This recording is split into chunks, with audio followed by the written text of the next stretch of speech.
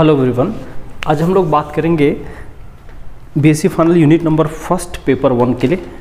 तो उसमें कुछ क्लासेस हो चुकी है, लगभग 5 क्लास हो चुका है।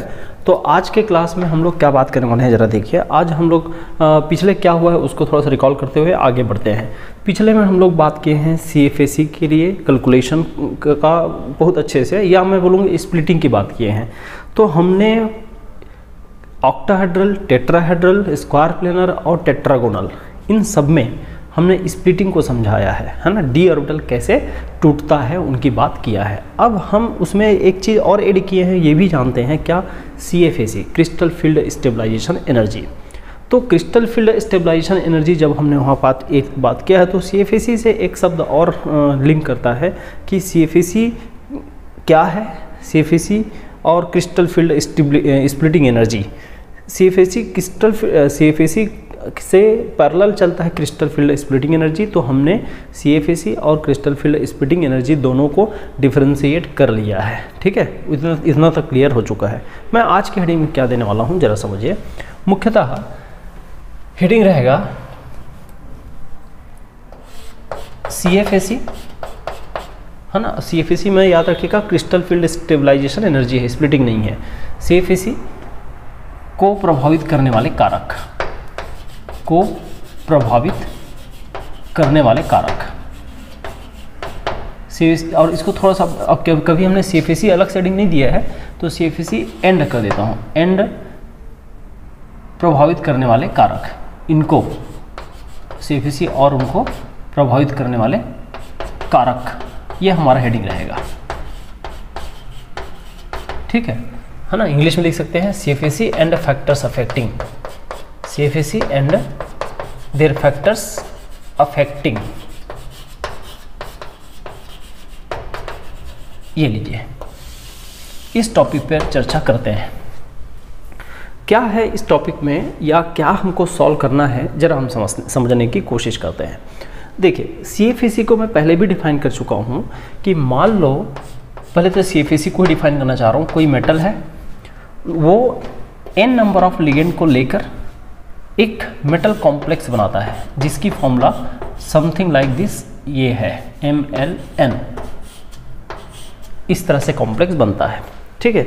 एक metal n number of ligand combine हुआ और हमको MLN कॉम्प्लेक्स बना के दिया। अब हम क्या करने वाले हैं, इस प्रोसेस में एक ऑब्जर्वेशन देखिए एनर्जी चेंज का। एनर्जी यहाँ पर क्या होता है, कुछ रिलीज होता है, कभी कभी नहीं भी होता, तो मोस्टली एनर्जी रिलीज होता है, लेकिन ज़्यादातर केस में रिलीज होता है। तो ये जो रिलीज एनर्जी है ना, रिलीज एनर्जी है, उसी को हम क्या बोलते हैं, CFAC।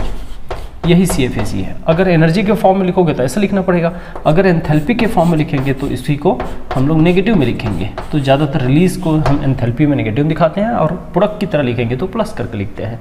तो ये CFAC एक प्रकार का एंथैल्पी ही तो है, रिएक्शन की एंथैल्पी है। और मैं दूसरे शब्दों में बोलूँगा, एक मोल मेटल कॉम्प्लेक्स अपने अवयवी तत्वों से, अवयवी तत्व और लिगेंड से मिलकर एक मोल मेटल कॉम्प्लेक्स बनने के दौरान जितनी ऊर्जा मुक्त होती है वो उसका क्रिस्टल फील्ड स्टेबलाइजेशन एनर्जी कहलाती है, ठीक है। इंग्लिश में बोल सकता हूँ कि energy released when 1 mole of complex is formed by there constituent metal and respective ligands. तो ये अब देखो, एक शब्द में ये तो मुक्त ऊर्जा है, तो उसको हम स्टेबलाइजेशन एनर्जी क्यों बोल दिए। तो भाई यहाँ देखिए कि मुक्त हुआ है। मैं एक ग्राफ से समझाता हूँ इस चीज़ को, वो डेफिनेशन आप लिख लेंगे या मैं लिख देता हूँ, चलो कि एक डेफिनेशन बना देता हूँ। एक मोल कॉम्प्लेक्स बनने पर मुक्त उष्मा क्या है, CFAC। एकदम शॉर्ट में लिखा हूँ, उसको वो होता है वो सब जोड़ दे लेना, ठीक है। कहा जाता है, आ जाता है, वो सब जोड़ लेना। हाँ, मैं क्या बोल रहा था, एक डायग्राम से समझाते हैं। यहाँ पर जगह है, ध्यान दें। मान लीजिए एक एनर्जी प्रोफाइल डायग्राम है, इसको बोलते हैं ऊर्जा आरेख या एनर्जी प्रोफाइल डायग्राम। यहाँ पर हम लोग रखते हैं पोटेंशियल एनर्जी, या सिंपल बोलूँ तो एनर्जी, और यहाँ पर रखते हैं टाइम, रिएक्शन कोऑर्डिनेट बोल देते हैं, या फिर कभी कभी टाइम बोल देते हैं। अब इस प्रोसेस के लिए हम ये डायग्राम बनाना चाह रहे हैं, ये प्रोसेस क्या है? कॉम्प्लेक्स फॉर्मेशन प्रोसेस है। कॉम्प्लेक्स फॉर्मेशन प्रोसेस में अब देखिए, let the level of metal and ligand is this. मान लीजिए मेटल और लिगेंड इस लेवल पे है, ठीक है, और हर कॉम्प्लेक्स में एक पर्टिकुलर मिनिमम एनर्जी होता है, उस एनर्जी को जंप करता है और वो ऐसे गिरता है, पूरा एनर्जी को जंप करके ऐसे गिरता है। तो क्या हुआ कि ऐसे एनर्जी जंप किया, यहाँ तक जंप हुआ और वो वापस गिर के यहाँ तक आया। ये है मेटल और plus n number of ligand, और ये इसका ट्रांजिशन स्टेट है, और ट्रांजिशन स्टेट के बाद ये प्रोडक्ट फॉर्मेशन है, ये प्रोडक्ट फॉर्म्ड है। ये लीजिए, इस तरह से हमको कॉम्प्लेक्स मिलता है, ठीक है भाई। तो जब कॉम्प्लेक्स इस तरह से बनता है तो आप देखिए, वो इस लेवल को देखिए और इस लेवल को देखिए, इनके ऊर्जा में अंतर है। मतलब रिएक्टेंट इस लेवल में था और प्रोडक्ट इस लेवल पर पहुंच गया। इसका मतलब ये हुआ इतनी एनर्जी का लॉस किया। और इस पोटेंशियल एनर्जी की स्टेबिलिटी को देखना, पोटेंशियल एनर्जी हमेशा इन्वर्सली प्रोपोर्शनल टू स्टेबिलिटी होता है हमेशा। तो आप बताइए कि पोटेंशियल एनर्जी को जितना लॉस किया, ये वाला हिस्सा है, जितना लॉस किया अपना यहाँ, अभी पहले लॉस करने से पहले वो इस लेवल में था, जैसे ही पोटेंशियल एनर्जी लॉस किया वो पहुँच गया इस लेवल पे, ठीक है। पोटेंशियल एनर्जी पहले इस लेवल में था, बाद में लॉस किया तो इस लेवल में पहुँच गया। तो पोटेंशियल एनर्जी जब इस लेवल में पहुँच गया तो वो उतना एनर्जी कम हो गया उसका, मतलब उतनी ही ज़्यादा स्टेबिलिटी बढ़ गई। देखो ये हमेशा उल्टा रिलेशन में होगा। और ये जो रिलीज्ड एनर्जी है, ये जो गैपिंग दिखा रहे हैं, यही तो क्या है, यही क्या है, CFAC, यही CFAC है। ये जो रिलीज्ड एनर्जी है वही क्या है, CFAC है, ठीक है। तो इसीलिए बोलते हैं कि ये CFAC जितना बड़ा होगा उतना ये और नीचे जाएगा, और नीचे जाएगा मतलब पोटेंशियल एनर्जी और कम होगा और स्टेबिलिटी और बढ़ेगा। तो पोटेंशियल एनर्जी स्टेबिलिटी के उल्टा है, बट CFAC जितना ज़्यादा होगा उतना क्या होगा, स्टेबिलिटी ज़्यादा होगा, इसलिए इसको स्टेबलाइजेशन एनर्जी बोलते हैं। तो यहाँ पर लिख सकता हूँ कि CFAC हमेशा प्रोपोर्शनल टू स्टेबिलिटी होता है। इंग्लिश में स्टेबिलिटी बोल दीजिए, हिंदी में स्थायित्व। और स्पेशली यहाँ पर कौन सा स्थायित्व से पूछे तो ब्रैकेट में लिख देना, दो स्थायित्व तो आगे पढ़ने वाले हैं, आगे अगले यूनिट अगले चैप्टर में। तो वो थर्मोडायनेमिक स्टेबिलिटी की बात करते हैं हमेशा। कौन सी स्टेबिलिटी, थर्मोडायनेमिक स्टेबिलिटी, ठीक है। ये हिंदी में लिख दूँ तो स्थायित्व, और इंग्लिश में उष्मागतिक स्थायित्व। इसको हम लोग क्या लिखेंगे, उष्मागतिक स्थायित्व। ये लीजिए, ये कहलाता है उष्मागतिक स्थायित्व। तो always CFAC is directly proportional to stability. अब वो कौन सा स्टेबिलिटी, तो थर्मोडायनेमिक स्टेबिलिटी। और थर्मोडायनेमिक स्टेबिलिटी क्या होता है, ये अगले यूनिट का चैप्टर में दिखेगा, या अगले यूनिट नहीं, इसी यूनिट के अगले चैप्टर में। हाँ, तो CFAC के बारे में हल्का इन्फॉर्मेशन तो आ गया है। कैसे कैलकुलेट करते हैं आपने देखा है, ऑक्टाहेड्रल में अलग, टेट्राहेड्रल में अलग, ठीक है। तो उन सब की बातें अब यहाँ नहीं कर रहा हूँ। फैक्टर्स अफेक्टिंग, इस चीज़ को कौन कौन सा फैक्टर अफेक्ट करता है, तो जब हम फैक्टर्स अफेक्टिंग को बात करते हैं ना, प्रभावित करने वाले कारक, फैक्टर्स अफेक्टिंग इंग्लिश में लिखा हूँ, ऊपर हिंदी में है प्रभावित करने वाले कारक। तो इस कारक को दो मुख्य भाग, वैसे तीन भाग में बांट देते हैं, तीन भाग में, मुख्य रूप से दो है। एक होता है मेटल का फैक्टर, मेटल का फैक्टर, हिंदी में मेटल का कारक, या इंग्लिश में फैक्टर्स ऑफ मेटल, मतलब धातु से संबंधित कारक की बात करेंगे। दूसरा होता है लिगेंड का फैक्टर, लिगेंड का फैक्टर। और तीसरा होता है कॉम्प्लेक्स का फैक्टर, पूरा कॉम्प्लेक्स का, कॉम्प्लेक्स की ज्यामिति, खासकर कॉम्प्लेक्स ज्योमेट्री, कॉम्प्लेक्स की पूरा ज्योमेट्री का भी असर दिखता है। कॉम्प्लेक्स ज्योमेट्री ये पूरा संकुल का फैक्टर है, ये केवल लिगेंड का फैक्टर है, और ये केवल मेटल का फैक्टर है। तो इस तरह से तीन भाग में पूरा फैक्टर्स अफेक्टिंग को बांट दिया गया है। अब मैं बारी बारी से पहले मेटल फैक्टर्स अफेक्टिंग में सबसे पहले फैक्टर्स रिलेटेड टू मेटल कर देता हूँ, फिर फैक्टर्स रिलेटेड टू लिगेंड, फिर होल कॉम्प्लेक्स का फैक्टर, ठीक। पहले आप इतना नोट करें, इंट्रोडक्शन है। अब एक पहले हेडिंग में इसमें चलेंगे, फिर इसमें, फिर इसमें, है ना। ये दोनों मुख्य है, वो एक पैराग्राफ में खत्म होगा, नोट करें। देखेंगे फैक्टर्स रिलेटेड टू मेटल में पहला फैक्टर, यहाँ बारी बारी से बात करता हूँ, मैं सिस्टमेटिक लिखता हूँ ताकि सभी एक ही बोर्ड में आ जाए। सबसे पहला फैक्टर है चार्ज ऑफ मेटल, ठीक है, चार्ज ऑन मेटल। तो याद रखिए चार्ज ऑन मेटल, मेटल में मोस्टली क्या होता है, पॉजिटिव चार्ज होता है। कौन सा, पॉजिटिव चार्ज, नेगेटिव तो मोस्टली होता नहीं है, इसलिए फिर भी मैं क्लियर करने के लिए पॉजिटिव लिख दिया हूँ। बट अंडरस्टूड रखना, चार्ज ऑन मेटल बोलो तो पॉजिटिव चार्ज को ही लिया जाता है। तो इसका सीधा संबंध होता है CFAC से, कारण के साथ एक्सप्लेन करूँगा। CFAC से डायरेक्ट संबंध होता है। कैसे भाई, मेटल पर positive charge, metal positive charge अगर बड़ा होता है, जितना ज़्यादा बढ़ते जाता है ना, जितना ज़्यादा बढ़ते जाता है, उसका लिगेंड को खींचने का पावर भी उतना ज़्यादा बढ़ते जाता है ना। तो अट्रैक्ट लिगेंड मोर, अट्रैक्ट लिगेंड मोर, लिगेंड को खींचने की ताकत भी बढ़ते जाती है ना। बाद में हिंदी में कर देंगे कि लिगेंड को खींचने का पावर भी बढ़ते जाता है। लिगेंड उतना क्लोज आता है, और लिगेंड जितना क्लोज आता है, मेटल और लिगेंड का इंटरेक्शन उतना अच्छा होता है। इंटरेक्शन मतलब कैसा, रिपल्सिव इंटरेक्शन भी उतना ही अच्छा होता है। तो metal ligand interaction is more, metal ligand interaction is more. तो मेटल और लिगेंड का इंटरेक्शन भी अच्छा होता है, जिससे रिपल्शन भी अच्छा होता है ना। रिपल्शन कौन सा रिपल्शन है भाई, आप जानते हो, टूटने वाला repulsion, repulsion is also more, repulsion भी अच्छा होता है। और इसी से विपाटन, स्प्लिटिंग भी अच्छा होता है, स्प्लिटिंग भी अच्छा होता है, स्प्लिटिंग आल्सो मोर, ठीक है, स्प्लिटिंग मोर। हम लोग यहाँ पर देखो CFAC को प्रभावित करने वाले कारक पढ़ रहे हैं। CFAC की जगह मैं डेल्टा भी लिख दूँ तो भी सही है। डेल्टा को प्रभावित करने वाला है, मतलब क्रिस्टल फील्ड स्टेबलाइजेशन एनर्जी के साथ साथ क्रिस्टल फील्ड स्प्लिटिंग एनर्जी को भी यहाँ पर समझा सकते हैं। सेम आंसर है दोनों का फैक्टर्स अफेक्टिंग बिल्कुल हुबहू सेम है। तो यहाँ से अब देखो, अब यहाँ इसलिए डेल्टा मोर, और डेल्टा मोर तो नो डाउट CFAC भी मोर, ठीक है भाई। और ज़्यादातर वैसे ना CFAC के बजाय यहाँ डेल्टा बोला जाता है। डेल्टा को प्रभावित करने वाला कारक बोलो तो ज़्यादा इफेक्टिव होता है वो, डेल्टा को प्रभावित करने वाले कारक बोलने से ज़्यादा इफेक्टिव होता है। क्यों, जो CFAC है वो इलेक्ट्रॉन के वैल्यू के हिसाब से कम ज़्यादा होता है, लेकिन डेल्टा पूरा लिगेंड मेटल कॉम्प्लेक्स के फैक्टर्स के असर को लेके चलता है। तो यहाँ पर मोर करेक्ट अच्छा होगा। आप लोग ना फैक्टर्स अफेक्टिंग CFAC वाले टॉपिक में फैक्टर्स अफेक्टिंग डेल्टा कर देना। भले हम CFAC को समझा दिए हैं, उससे कोई दिक्कत नहीं है, डेल्टा को भी एक लाइन में समझा देंगे। डेल्टा क्या होता है भाई, टूटे हुए ऑर्बिटल सेट के बीच का एनर्जी गैप होता है, ठीक है। हाँ, मैं एक बार वापस बात करता हूँ। फर्स्ट फैक्टर हम लोग पढ़ रहे हैं charge on metal. Charge on metal proportional होता है CFAC के, क्रिस्टल फील्ड स्टेबलाइजेशन एनर्जी के, या क्रिस्टल फील्ड स्प्लिटिंग एनर्जी के, डेल्टा के, बस अब चाहे वो किसी भी कॉम्प्लेक्स का हो।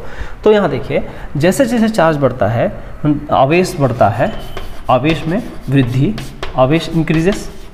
यहाँ पर अट्रैक्ट लिगेंड मोर, लिगेंड को आकर्षण, लिगेंड के लिए आकर्षण, लिगेंड के लिए आकर्षण बढ़ता है, लिगेंड के लिए आकर्षण बढ़ता है, ठीक है।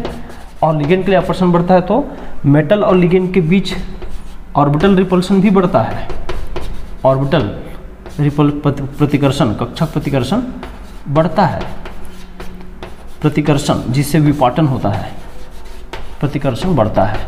तो यहाँ से विपाटन भी अधिक होता है, विपाटन अधिक होने लगता है, और विपाटन अधिक होने से डेल्टा और CFAC अधिक होता है। डेल्टा बस बोल दो चलता है, CFAC बाद में अंडरस्टूड है। तो अब इसका कोई प्रमाण है क्या, कुछ वैल्यू है क्या? तो मैं एक दो प्रैक्टिकल वैल्यू से आपको इसको प्रूफ देता हूँ।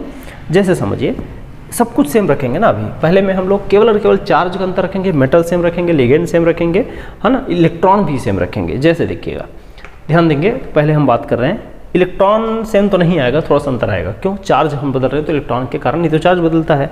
देखो एग्जाम्पल है, एक आध दो एग्जाम्पल रह जाए तो क्या होता है कि प्रैक्टिकली प्रूफ मिलता है। H2O होल 6 एक लिए हैं 2+, और इसी आयरन का H2O होल 6 अब कर लिए अपन 3+। देख लीजिए इस दोनों कॉम्प्लेक्स में मेटल सेम है, कोऑर्डिनेशन नंबर सेम है, लिगेंड भी सेम है, चार्ज अंतर है। चार्ज अंतर मतलब इलेक्ट्रॉन का अंतर तो आएगा, ठीक है। हाँ, अब यहाँ से वैल्यू देख लीजिए, किसका वैल्यू, डेल्टा बस का देना है, इलेक्ट्रॉन का अभी कंट्रीब्यूशन नहीं गिनना है, डेल्टा का। मैं इसलिए बोला कि आप डेल्टा फैक्टर्स अफेक्टिंग डेल्टा कर दीजिए तो ज़्यादा इफेक्टिव होगा, है ना। फैक्टर्स अफेक्टिंग डेल्टा कर देने से ज़्यादा इफेक्टिव दिखेगा आपको। तो यहाँ पर 10,400 सेंटीमीटर इनवर्स और इधर का वैल्यू है 13,700।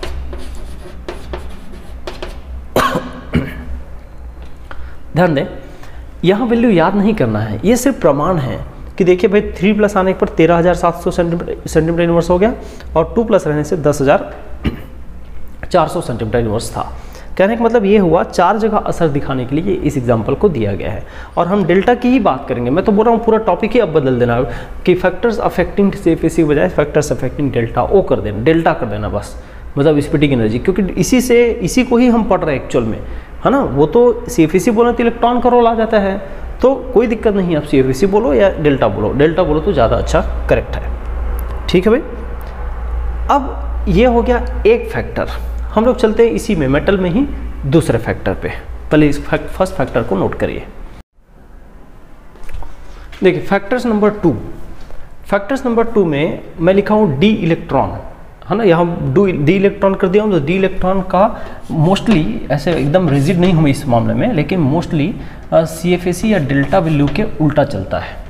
कुछ प्रमाण है अपने पास, और ये ना इस इफेक्ट को बहुत बड़ा रेंज में मत यूज़ करना। कहने का मतलब एक मेटल को अपने पहले वाले दूसरे वाले मेटल से तुलनात्मक अध्ययन में इसको यूज़ कर सकते हैं, है ना। ये बड़े रेंज में यूज़ नहीं होता, याद रखिएगा। अब कब, जब ये इसको तभी यूज़ करना जब चार्ज सेम हो, चार्ज सेम हो, है ना, और सेम पीरियड का मेंबर हो, सेम पीरियड मेंबर हो, तब इसको यूज़ करना। क्योंकि मैं बोला कि ये बहुत प्रभावी कारक नहीं है, लेकिन फिर भी कुछ रेंज तक काम करता है। क्या क्या बोल रहा हूँ, जब चार्ज सेम हो, आवेश मतलब +2 दोनों मेटल है ना, सेम पीरियड में हो, मतलब एक ही आवर्त में हो, स्कैंडियम टाइटेनियम ऐसा है, ऊपर नीचे नहीं जाना है, ऊपर नीचे जाओगे तो साइज का बड़ा मैटर आ जाएगा, उस समय काम नहीं करेगा ये, ठीक है। हाँ, तो यहाँ देखें, मैं इसके लिए हिंट लिखा हूँ, पीरियड मतलब समझ रहे हैं, आवर्त, हिंदी में आवर्त, सेम पीरियड सेम चार्ज हो तभी इसको लगाना है। जैसे एक दो प्रमाण देखते हैं, प्रमाण देख लेते हैं, उल्टा है बोल रहे हैं, एक आध एग्जाम्पल, जैसे हाँ देखिए भाई, कोबाल्ट और निकिल का एक एग्जाम्पल मेरे पास है, ठीक है। कोबाल्ट H2O होल 6 और यहाँ पर कोबाल्ट 2+ है, और 2+ में अब देखिए कोबाल्ट 2+ है तो D7 कॉन्फ़िगरेशन आएगा, 3D7। और इसका एक बार देखेंगे, दूसरी बार देखो निकिल H2O होल 6, है ना, और यहाँ पर 2+, तो यहाँ पर तो D8 हो जाएगा, 3D8, तो D7 से D8 हुआ। और इसका देखेंगे, अब मैं वैल्यू बताता हूँ, वैल्यू प्रूफ के लिए 9300 इसका वैल्यू है सेंटीमीटर इनवर्स में, किसका, डेल्टा का। अब ऑक्टेट है तो डेल्टा O, और इसका है 8500 सेंटीमीटर इनवर्स। ये लीजिए, ये दो वैल्यू काफ़ी है। क्या बोला, पहले 9300 और दूसरा है 8500। तो क्या हुआ, 7 से 8 मतलब इलेक्ट्रॉन बढ़ा, वैल्यू घटा, इसलिए उल्टा का रिलेशन दिए हैं। अब ये देखो एकदम आसपास के एग्जांपल लिया हूँ मैं। कोबाल्ट को सीधा जिंक से कंपेयर नहीं कर सकता क्योंकि बहुत दूर हो जाता है ना। निकिल को सीधा स्कैंडियम से कंपेयर नहीं करता क्योंकि वो भी बहुत दूर हो जाता है, इसलिए मैं बोला आसपास का। और निकिल को नीचे वाले गोल्ड से कंपेयर नहीं करूँगा, क्यों, पीरियड भी सेम होना चाहिए, सेम पीरियड समझते हैं ना, पीरियड टेबल का सेम पीरियड, एक लाइन वाला, ठीक है। तो ये दूसरा फैक्टर को हमको समझाता है। एक तीसरा कारक यहीं पर ख़त्म कर लेते हैं, प्रिंसिपल क्वांटम नंबर, आप साइज भी बोल सकते हो, प्रिंसिपल क्वांटम नंबर। याद रखिए, प्रिंसिपल क्वांटम नंबर के लिए प्रोपोर्शनल टू होता है delta. Principal quantum number proportional to delta, कहने का मतलब क्या हुआ, 3D सीरीज जो स्कैंडियम टाइटेनियम वाला है, 4D सीरीज जो स्कैंडियम से नीचे यट्रियम से लेके सेकेंड वाला कहाँ कैडमियम तक, और 5D सीरीज, ठीक है। तो ये है 3D सीरीज का मतलब क्या, ट्रांजिशन एटल में फर्स्ट फर्स्ट हॉरिजॉन्टल लाइन, फिर सेकंड हॉरिजॉन्टल लाइन, फिर third horizontal line, periodic table की बात कर रहा हूँ, ठीक है ना। तो 3D 4D और 5D में से जो डेल्टा का ऑर्डर है वो ऐसे आता है, इसलिए प्रोपोर्शनल टू बोला। अब ये ऐसा क्या हो गया, चलो यहाँ तो अच्छा, यहाँ का कारण क्या हुआ भाई, डी इलेक्ट्रॉन बढ़ने से, कारण को मैं कैसे समझाऊँ, डी ऊपर वाले का कारण बता रहा हूँ, डी इलेक्ट्रॉन के बढ़ने से लिगेंड के लिए अट्रैक्शन थोड़ा सा कम हो जाता है और इसके कारण वो देरी से पास आता है, देरी से कम रिपल्शन होता है और गैप भी कम हो जाता है ना। क्या बोला कि इलेक्ट्रॉन इंक्रीज होता है तो attraction of metal and ligand, electron increase होता है तो attraction metal and ligand decrease होता है, attraction of metal and ligand decreases, ठीक है भाई। यही इसका मुख्य कारण है और इसीलिए डेल्टा का मान भी घट जाता है। ये आप शॉर्ट में लिखा दिया हूँ, उसको शब्दों में आप बड़ा कर लेना। इलेक्ट्रॉन इंक्रीज होता है तो मेटल और लिगेंड के बीच का अट्रैक्शन डिक्रीज होता है और इसलिए डेल्टा का मान भी डिक्रीज होता है, ठीक है। 3D 4D 5D के कॉन्सेप्ट को समझिए। जब प्रिंसिपल क्वांटम नंबर प्रोपोर्शनल होता है डेल्टा के, प्रिंसिपल क्वांटम नंबर प्रोपोर्शनल होता है डेल्टा के, क्या बोल रहा हूँ, जब प्रिंसिपल क्वांटम नंबर प्रोपोर्शनल होता है डेल्टा के, यहाँ प्रिंसिपल क्वांटम डेल्टा तो यहाँ पर 3D फिर 4D फिर 5D है, ऐसे ऑर्डर आएगा। लेकिन अब इसके पीछे कारण क्या है, या चलो एक आध एग्जाम्पल पहले प्रूफ के लिए दे देते हैं, फिर इसके कारण को समझते हैं। प्रूफ के लिए देखिए, जैसे मैं कोबाल्ट अमोनिया लिगेंड है 6 लिगेंड और उसमें चार्जिंग दे देता हूँ 3+ है, ठीक है। कोबाल्ट के नीचे कौन आता है भाई, रोडियम, कोबाल्ट रोडियम इरिडियम, है ना, रोडियम इरिडियम। तो चलो दूसरा लेते हैं रोडियम, और ये same ligand, same coordination number और सेम चार्ज। एक और आता है इसके नीचे इरिडियम, आप पीरियोडिक टेबल देखते जाएं तो समझ में आता जाएगा मैं क्या बोल रहा हूँ, है ना। पीरियोडिक टेबल बहुत जरूरी है, पीरियोडिक टेबल के बारे में जानकारी होना जरूरी है, हम बीएससी फाइनल में हैं। यहाँ देखो cobalt rhodium iridium 3+, ammonia ammonia ammonia 6, सब कुछ है सेम, केवल और केवल मेटल को 3D सीरीज़ का एक मेंबर लिया हूँ, 4D सीरीज़ का एक मेंबर लिया हूँ, 5D सीरीज़ का मेंबर लिया हूँ और एक ही पीरियड का लिया, क्योंकि मुझे प्रिंसिपल क्वांटम नंबर बस का असर दिखाना है, आगे पीछे जो चार्ज है इलेक्ट्रॉन है उनका असर नहीं दिखाना है, इसलिए मैंने चार्ज भी सेम लिया, इलेक्ट्रॉन भी सेम लिया, ठीक है। अब यहाँ एक्सपेरिमेंटल वैल्यू देखिए, इसको वैल्यू को रटना नहीं है, याद रहे तो ठीक है, नहीं तो कम से कम एग्जाम्पल बस लिख सकते हो। जैसे देखो 23,000 है, 34,000 और 40,000, यहाँ 23,000 सेंटीमीटर इनवर्स, यहाँ पर 34,000 है सेकंड वाला, 34,000 सेंटीमीटर इनवर्स और थर्ड वाला है 41,000 सेंटीमीटर इनवर्स। आप समझिए 3 कॉम्प्लेक्स के लिए 3 वैल्यू मैंने दे रखा है। अब 3 वैल्यू में से अब मेन बात क्या आती है, कोबाल्ट रोडियम इरिडियम, है ना, तीनों में से यहाँ ऐसा क्या हुआ कि वैल्यू धीरे धीरे बढ़ रहा है, वैल्यू जैसा बोला गया वैसा ही बढ़ रहा है। 3D सीरीज़ ये है, 4D सीरीज़ ये है, 5D सीरीज़ ये है, वैल्यू धीरे धीरे 3D से 4D की ओर जाने, 5D की ओर जाने पर वैल्यू बढ़ रहा है और बहुत अच्छे से बढ़ा है, बहुत ज़्यादा डिफरेंस के साथ बढ़ा है। ये प्रमाण है कि हाँ भी हमने जो बोला वो सही है। कारण क्या हो सकता है, कारण ये है कि जब हम ऊपर से नीचे की ओर जाते हैं तो फील्ड स्ट्रॉन्ग हो जाता है, फील्ड स्ट्रॉन्ग हो जाता है। कहने का मतलब ये है कि साइज तो नो डाउट साइज बढ़ रहा है, साइज बढ़ता है लेकिन उतना नहीं बढ़ता जितना बाकी पीरियड में बढ़ता है। डी ब्लॉक में ऊपर से नीचे जाने पर साइज बढ़ता, पहले देखिए, पहले समझिए, बारीकी से समझिए, हर जगह ऊपर से नीचे जाने पर साइज बढ़ता है, डी ब्लॉक में भी बढ़ता है लेकिन उतना नहीं बढ़ता जितना एस और पी ब्लॉक में बढ़ता है। कारण क्या है, यहाँ पर कंट्रैक्शन भी होता है, जिसको हम जब तीसरे इसमें जाते हैं तो हम नाम देते हैं लेंथेनाइट कंट्रैक्शन। इसमें जाते हैं तो उतना बढ़ता नहीं है, पर इसमें कोई स्पेसिफिक नाम नहीं देते, बट थोड़ा इसमें भी एस और पी की तुलना में कम बढ़ता है। तो क्या हो रहा है जरा समझिए, साइज बढ़ रहा है, नो डाउट साइज बढ़ रहा है लेकिन बहुत ज़्यादा नहीं बढ़ रहा है, लेकिन इलेक्ट्रॉन तो संख्या के हिसाब से बढ़ ही रहा है, हाँ, परमाणु क्रमांक के हिसाब से इलेक्ट्रॉन बढ़ रहा है। तो यहाँ देखो एक घटना होती है, साइज मैं यहाँ शब्दों में लिख देता हूँ नहीं तो आप समझ नहीं पाएंगे, कि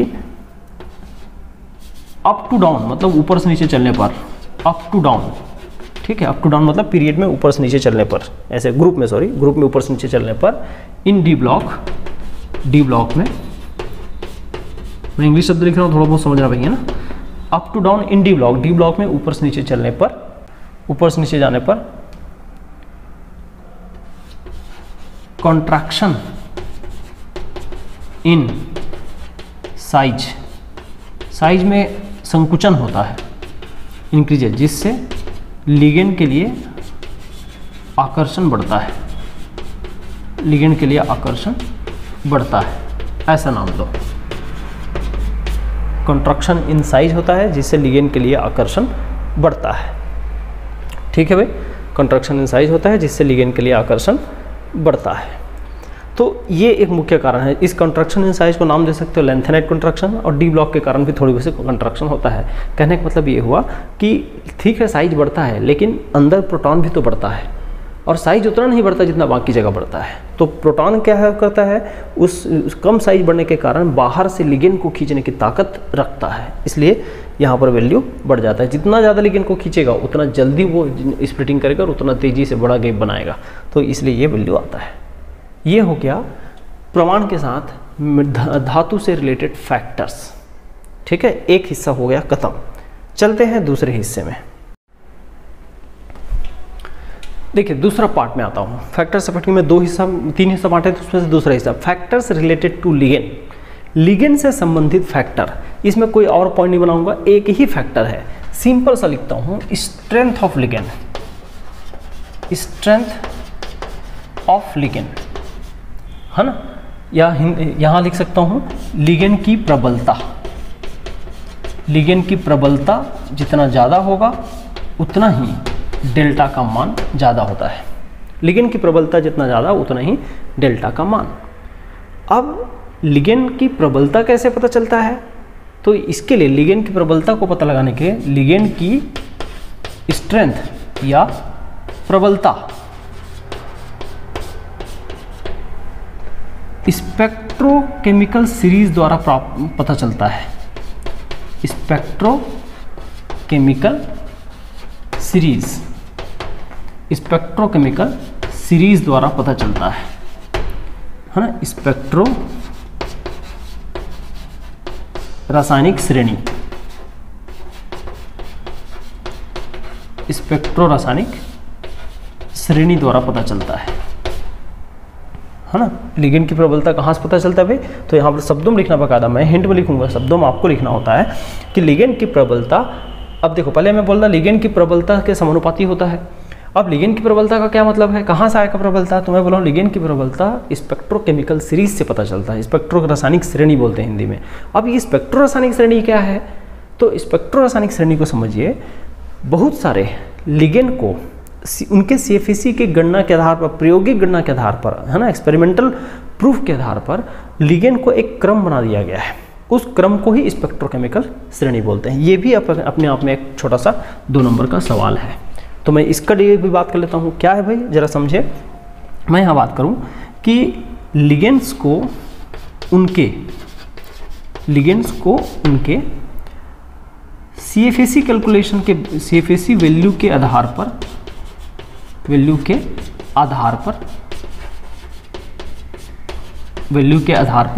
घटते या बढ़ते, मैं यहाँ बढ़ते बता रहा हूँ, है ना, इसमें कोई झगड़ा नहीं है। बढ़ते की जगह घटते भी कर सकते हो। बढ़ते क्रम में व्यवस्थित करने पर प्राप्त श्रेणी विद्युत बोलता हूँ स्पेक्ट्रो रासायनिक श्रेणी कहलाता है ना। लिगेंड को उनके CFAC वैल्यू के आधार पर, मतलब क्या किए हैं, एक कॉम्प्लेक्स ले लिए, लिगेंड के जगह में ऑप्शन रखे हैं। पहले क्लोरीन लगाए, फिर चेक किए वैल्यू, फिर ब्रोमीन लगाए, फिर चेक किए वैल्यू, फिर आयोडीन लगाए, फिर चेक किए वैल्यू।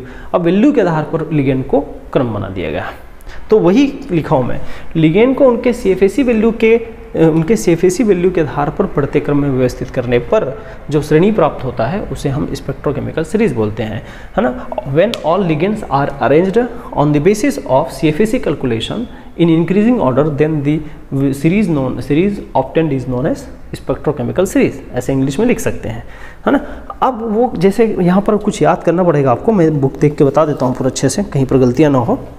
सबसे वीक से शुरू करेंगे, I माइनस के बाद Br माइनस, ये आपके ही बुक का ऑर्डर है, S2 माइनस के बाद SCN माइनस के बाद यहाँ पर Cl माइनस के बाद NO3 सिंगल माइनस आयन, फिर यहाँ से कि C2H5O और होल ट्वाइस PS2 माइनस, ऐसा दिया हुआ भी, इस लिगेंड का यूज़ कम है पर लिख लेना एक बार।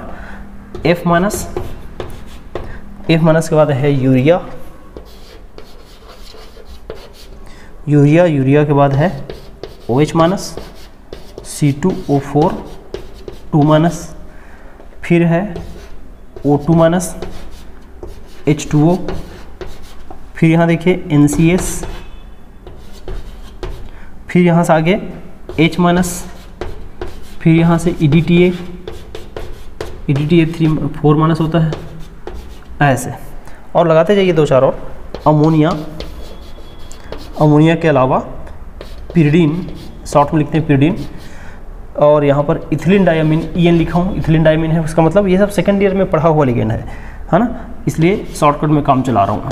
SO3 2 माइनस, फिर यहाँ देखिए हाइड्रोक्सिलामीन NH2OH, और देखिए बाईपिरिडीन BIP, और कॉमा कर लिखना, इधर लगभग इक्वल होता है, फिनेंथ्रीन बोलते हैं इसको, फिनेंथ्रीन, फिर NO2 माइनस, और देखिए एक लाइन और C6H5 फिनाइल, और देखिए भाई मिथाइल छूट रहा है, मिथाइल यहाँ होगा, है ना। मिथाइल के इसके C6H5 के बाद साइनाइड के बाद CO, है ना, CO के बाद NO प्लस वाला। ये याद रखिएगा कि ये जो इंड है ये वीक इंड कहलाता है ना, और ये वाला इंड क्या है, स्ट्रॉन्ग है, प्रबल, मतलब सीधी बात है, हम इधर वीक से कहाँ की ओर जा रहे हैं, स्ट्रॉन्ग की ओर जा रहे हैं। इसी को स्पेक्ट्रोकेमिकल सीरीज बोला जाता है, इसी का नाम है विद्युत रासायनिक श्रेणी। क्लियर है बात।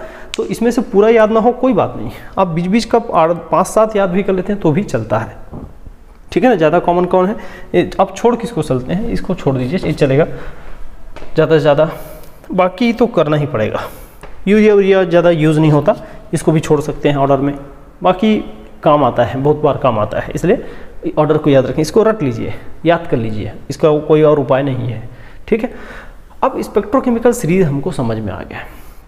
चलिए देखिए इसका प्रमाण में दिखाता हूँ एक आध वैल्यू लगा के, है ना। जैसे देखेंगे क्वेश्चन देखेंगे, अब ये या एग्जाम्पल देखेंगे इसका, चलिए नोट करें इसको। देखिए जो एग्जाम्पल मैं बोल रहा था, 2 एग्जाम्पल मैंने दिया है, और भी एग्जाम्पल आप निकाल सकते हो, लेकिन 2 एग्जाम्पल काफ़ी है।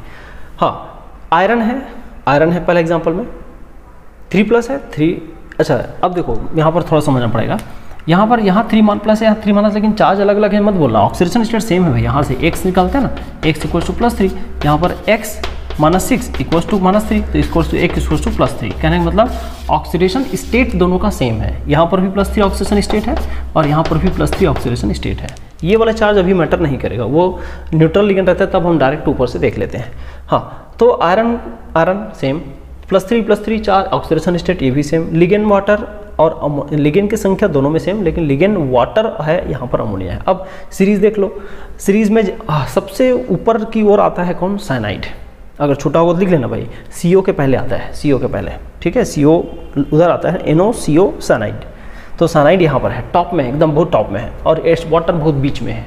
तो बीच में है, इसका वैल्यू कम आएगा, इसका वैल्यू ज़्यादा आएगा, क्योंकि लिगेंड का स्ट्रेंथ ज़्यादा है। तो देखो 14,000 प्रैक्टिकल वैल्यू है, 35,000 प्रैक्टिकल वैल्यू है, तो 14 और 35 बहुत अंतर दिख रहा है। 14 और 35 बहुत ज़्यादा डिफरेंस है, ये बता रहा है कि लिगेंड में पावर में बहुत अंतर है ना। और स्पेक्ट्रोकेमिकल सीरीज में बहुत दूर है, वो सबसे ऊपर की ओर है साइनाइड और नीचे की ओर है वाटर।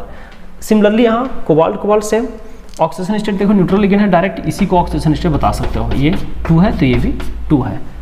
लिगेंड 6, लेकिन वाटर अमोनिया, तो अमोनिया ज़्यादा स्ट्रॉन्गर है वाटर से। आप देख लेना ऑर्डर में, अमोनिया बाद में आता है, वाटर पहले आता है, तो अमोनिया वाला वैल्यू ज़्यादा होगा। यहाँ देखो 9200 और 10200 साफ साफ दिखाई दे रहा है अमोनिया वाला वैल्यू ज़्यादा है। तो ये प्रूफ है उस ऑर्डर का कि इस ऑर्डर वो ऑर्डर सही है। ठीक है, उस ऑर्डर को बनाने का आधार क्या है? प्रैक्टिकल आधार है। ठीक, तो ये दूसरा कैटेगरी का फैक्टर्स यहाँ पर हो गया। एक तीसरा पॉइंट की बात और करते हैं। देखें एक last factor, factors of metal complex, है ना, मेटल कॉम्प्लेक्स ज्योमेट्री यहाँ लिख दिया हूँ, उसी को दूसरे शब्द में लिखा हूँ, धातु संकुल की ज्यामिति का असर। धातु संकुल की ज्यामिति दोनों एक ही मतलब है, ये देखा जा चुका है। इसको मैं कारण बाद में सोच लूँगे, लेकिन पहले मैं आपको बता दूँ, आपको कहीं पर ऑर्डर लिखाया था delta of the tetrahedral, short में लिखा था TD, याद है? फिर delta of the octahedral, short में डेल्टा O, फिर डेल्टा ऑफ द टेट्रागोनल, फिर delta of the square planar. इनमें ऑर्डर आपको पता होगा, ये ऐसे बढ़ता है। तो ये क्या है? Tetrahedral, octahedral, tetragonal, square planar, यही तो ज्यामिति है।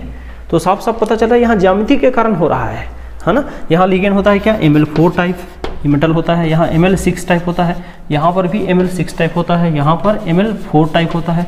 लेकिन लिगेंड की संख्या और मेटल की संख्या, लिगेंड की संख्या यहाँ पर मैटर नहीं करता है।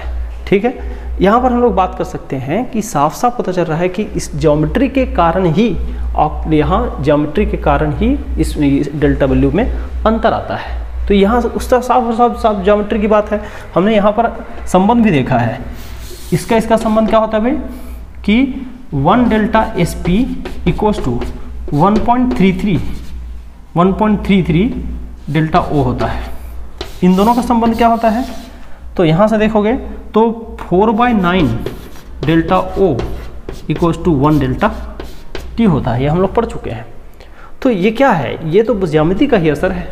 क्यों होता है ऐसा? क्योंकि अलग अलग ज्यामिति में लिगेंड, और इसका तो तुलना भी कर चुके हैं कारण सहित। तो लिगेंड और मेटल का जो रिपल्शन का ऑर्डर होता है वो अलग अलग ज्यामिति में अलग अलग होता है ना। तो उसी का कारण है। तो इस तरह ये एक फॉर्मेलिटी हो गया, तीसरा फैक्टर। इस तरह CFAC, डेल्टा या क्रिस्टल फील्ड बोलो, तीनों में जो रिपल्शन का ऑर्डर है वो इस तरह से हमने बना दिया है और ये सफिशिएंट है। इसके अलावा कुछ नहीं करना पड़ेगा। तो फैक्टर्स अफेक्टिंग टॉपिक को यहीं पर ख़त्म करते हैं।